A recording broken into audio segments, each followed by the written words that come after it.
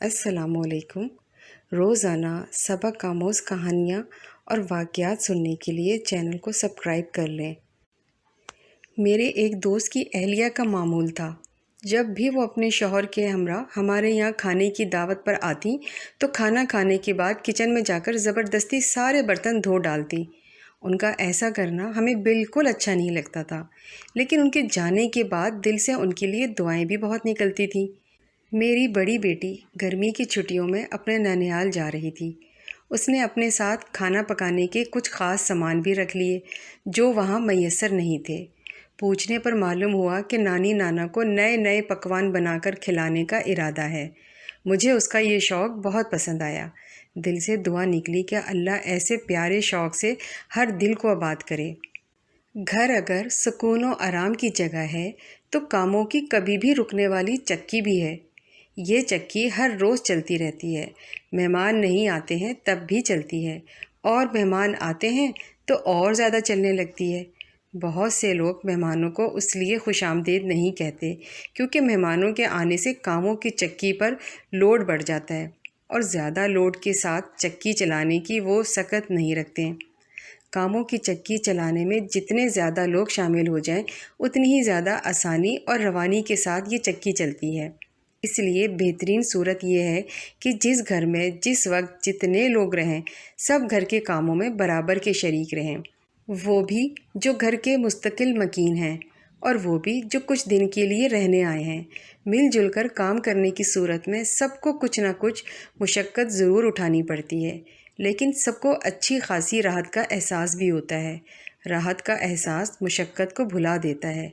घर के कामों में सबकी शिरकत घर की फ़िज़ा को खुशगवार बनाए रखने के लिए बहुत ज़रूरी है। घर का मौसम बहुत ख़राब होने लगता है जब घर के कुछ अफराद ये तय कर लें कि उन्हें सिर्फ़ अपने काम करने और घर के काम दूसरों को करने। ऐसे लोगों की वजह से घर का माहौल तनाव का शिकार रहता है। औरतें ही नहीं, घर के मर्दों को भी इस कदर हो सके घर के कामों में शरीक होना चाहिए। और जिन मर्दों की औरतें काम करने में कुछ पीछे हों तो उन मर्दों को कुछ और आगे रहना चाहिए। घर को खालिस आराम की जगह कभी नहीं समझना चाहिए। जिसे कुछ दिन सिर्फ आराम करने की ख्वाहिश हो, उसके लिए अच्छा और बाइज़्ज़त तरीका ये है किसी होटल में जाकर कुछ दिन गुजार ले। वहाँ बस आराम होता है, आप भी खुश रहते हैं और आपको आराम मुहैया करने वाले सब से भी ज़्यादा खुश रहते हैं। आप बिल अदा करते रहें और शौक़ से जितना ज़्यादा हो सके आराम फरमाते रहें। लेकिन अहले नज़र इस मशवरे को बहुत दुरुस्त नहीं समझते हैं। उनके नज़दीक दुनिया कामों की जगह है और जन्नत आराम और राहत की जगह है। दुनिया में रहते हुए आराम के मौक़े तलाश करने के बजाय अच्छे कामों की जस्तजू करनी चाहिए। आराम के साथ तफरी करने के लिए किसी घर का इंतखाब करना हरगिज़ मुनासिब नहीं है। ऐसी सूरत में आपको आराम मिले या ना मिले, मगर घर वालों की बेआरामी में इजाफ़ा ज़रूर हो जाता है। अगर घर वाले आपसे मोहब्बत और अपनी मुरव्वत की वजह से इजहार नहीं करें तो इसका मतलब ये नहीं कि इतनी सादा सी बात ख़ुद आप भी महसूस ना कर सकें। याद रखें, तफरी करने का शौक़ काम करते हुए भी पूरा किया जा सकता है। इसके लिए मुकम्मल फ़ारिग होना कोई ज़रूरी बात नहीं। अगर आप ख़ुद को मेहमान करार देने के बजाय दोस्त और शरीके कार बनकर रहेंगे तो क़याम का ज़्यादा लुत्फ़ उठा सकेंगे। ये सोच के बेटी अपने मैके में आराम करे और बहू अपने ससुराल में काम करे। बेटी आराम कर चुके तो ससुराल चली जाए, और बहू काम करते करते थक जाए तो आराम करने मैके चली जाए। बहुत गलत सोच है। ये बहुत सी खराबियों की जड़ है। सही बात यह है कि जिस वक्त जिस घर में जितने लोग रहें, वो सब मिलजुल कर घर के काम करें और जल्दी से काम ख़त्म करके सब लोग अच्छी तरह आराम भी कर लें। इससे घर का माहौल सबके लिए खुशगवार रहता है। मैका हो या ससुराल या घर की कोई और किस्म, घर के सब लोगों को घर में इस तरह रहना चाहिए कि सबका घर सबके लिए खुशी, सुकून और इज़्ज़त का गहवारा बना रहे। कभी ऐसा हो सकता है कि घर का कोई फ़र्द किसी मजबूरी की वजह से घर के कामों में शरीक नहीं हो पाए। ऐसी सूरत में आला अखलाक का तकाज़ा है कि घर के बाकी लोग उसकी मजबूरी का ख्याल करें। ना सिर्फ ये कि उसके काम अपने ज़िम्मे ले लें, बल्कि उसकी दिलजोई भी करते रहें اور اس کے حال پر کوئی ایسا تبصرہ نہیں کریں جس سے اسے دوسروں پر بوجھ بننے کا تکلیف دہ احساس ہونے لگے۔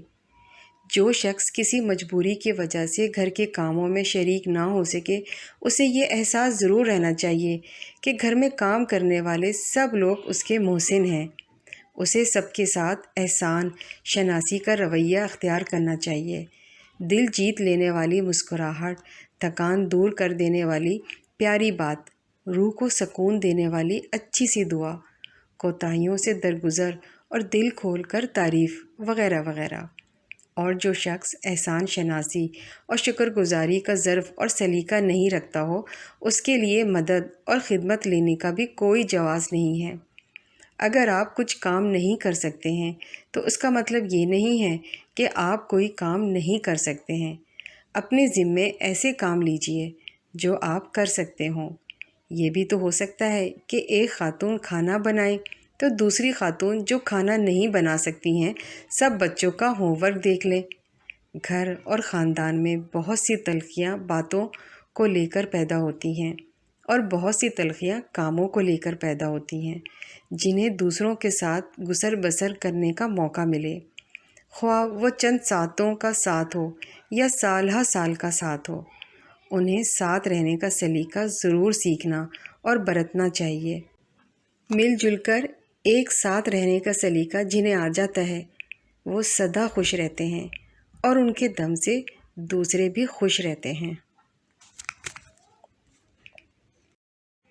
اگر آپ اس طرح کی ویڈیوز روزانہ دیکھنا چاہتے ہیں تو ہمارے چینل کو سبسکرائب کریں، لائک کریں اور بیل آئیکن کو آل کلک کریں۔